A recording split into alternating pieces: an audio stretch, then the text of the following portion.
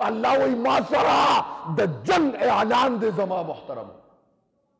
دا خبر یاد ساته، ته به ډېر د خطیبانو نه اورې، ته به ډېر د واعظانو مولیانو نه اورې چې پردی مال مه خوره، پردی مال مه خوره، د بل مسلمان مال بچو له مه ورکوه، د بل مسلمان حق خپلو بچو له مه راوړه. بار بار به اورې او پته به درته هله لګېږي چې کله روح د دا پلیت وجود نه وځي او پرواز وکړي ستا بچې ته ولمبئ. بله خبره کوم، لمبئ دې نه، مولي صاحب ته وایي راشه پلار مې ولمبه و د لمبولو طریقه نه راځي د ما محترم. زوی د لمبه یم نه، هغه زوی چې تا د بل مسلمان حق وله ورکړی دی هغه له ستا د لمبېدو ستا وجود نشي اړولی راړولی زما محترم. او دغه وجود دی چې په سپینه کپړه کې به د لیپاپه غوندې دننه کې بند کې او روان کړی به ظاهري او به جاړي، ورځ به وجاړي، دوه ورځې به وجاړي چې ډېر الله والز وي چې پلار پسې مړ کېږي نو کال به وجاړي. خبره ختمه شو زما محترم.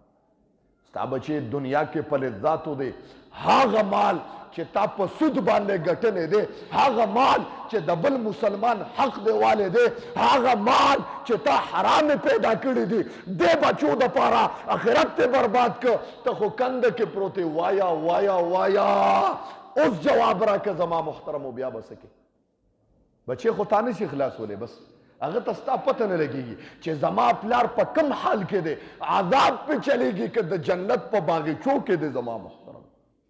او بله خبره کوم زما محترم، کلم اوده کېږي شپې له سوچ وکړه الله ما چې کم تا ماله کم وجود را کړی دی، الله دا وجود ما ستا په عبادت کې صرف که که نه، دا سوچ وکړه. یو بل الله کم مال دی را کړی دی، الله دا مال د حلالو دی که د حرامو دی؟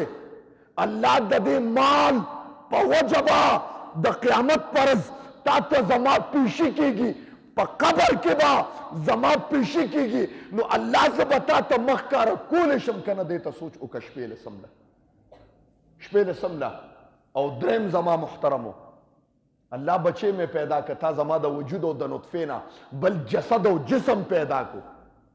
الله دا بچې چې زه په قبر کې سملم، په کنده کې زندگی را باندې را روانه ده، قبري زندگی را روانه ده را باندې، انکار خو نشي کولی. الله مرم به را روانه ده زندگی، قبري شپه په ما را روانه ده. تصور وکړه خو الله کم اولاد چې مې پرېښی دی، الله دې اولاد ته ما ستا دین ښودی دی که نه؟ د اولاد ته ما څه خولی دي که نه؟ دونه ما څه خولی دي، په دې زه مطمئن یم الله چې زه به قبر کې پروت یم او د دې بچي اعمال به په ما پسې قبر ته را رسېږي. دا تصور وکړه زما محترمو، دا تصور دی کړی. دا درې سوچه به هره شپه چې اوده کېږي چېرته فرصت میلو شو، دا درې سوچه خامخا وکړه الله کوم وجود دی را کړی دی، الله دا وجود مې ستا عبادت کې استعمال کړی دی که نه؟ دویم الله مال دې کوم را کړی دی، ستا په دین مې لګولی دی که نه؟ په پوسټرو مې مال برباد که، الله مال دې کوم را کړی دی، دا مال د حلالو دی که د مسلمان مال مې والی دی؟ دریمه خبره، الله زما د وجود نه کوم اولاد پیدا دی، الله دا اولاد تا سره په رابطه دی که نه دا فاسق دی ګیرې خوري زما محترمو؟ دا تصور به وکړي. ته بچي ته دام نشي ویلی، ما ته پته ده، ما نه تپوس وکړه بچي ته دام نشي ویلی، بچي یې ګیره پرېږده، دا نشي ویلی. او ستا ایمان هم نه وینم دومره چې ته به بچي ته ووایې چې بچي یې ګیره پرېږده، خفه کېږې مه په دې خبره. یاره جي خپل د هغو عاقل بالغ دی پوهېږي جي، عاقل بالغ دی په خپل ښه او بد باندې پوهېږي. دا نن د یو پلار جواب دی، دا نن د یوې مور جواب دی جي عاقل او بالغ دی په خپل ښه او بد باندې پوهېږي زما محترمو. دا زموږ جواب دی. نو خبره مې دې پورې کوله زما محترمو، کم مال او بله خبره کوم که د مسلمان حق او مال دی وبځي دنه دنیا کې چې څه دې وکړه قسم دې په دنیا کې به نه د زنکدن نه مخکې د دې ممبر د دې فقیر نه کلمه ووره، د بل مسلمان حق دې مال دې ظلم دې وکړه قسم دې اوزي به درنه، د مرګ نه مخکې به اوزي. یاد ساته یو قصابو